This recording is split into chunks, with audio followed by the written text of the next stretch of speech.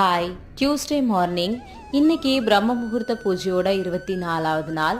இன்னைக்கு மார்னிங் பார்த்தீங்கன்னா எனக்கு 3 o'clock ஸ்டார்ட் ஆயிடுச்சு அப்படின்னே சொல்லலாம். ஏன்னா நான் நேற்று பார்த்தீங்கன்னா ஊருக்கு போயிருந்தேன்.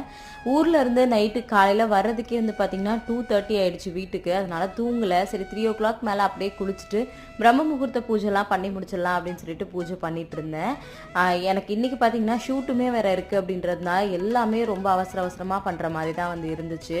ஷூட்டிங்கு தேவையான ட்ரெஸ் எல்லாம் எடுத்து வைக்கணும் அப்படின்றதுனால என்னால் பார்த்தீங்கன்னா வாழ்த்துக்கள் பதிவுமே இன்னைக்கு எடுக்க முடியல. கமெண்ட்ஸ்லாம் படிக்க முடியல. இன்னைக்கு ஒரு பரபரப்பான மார்னிங்காக தான் எனக்கு இருந்துச்சு.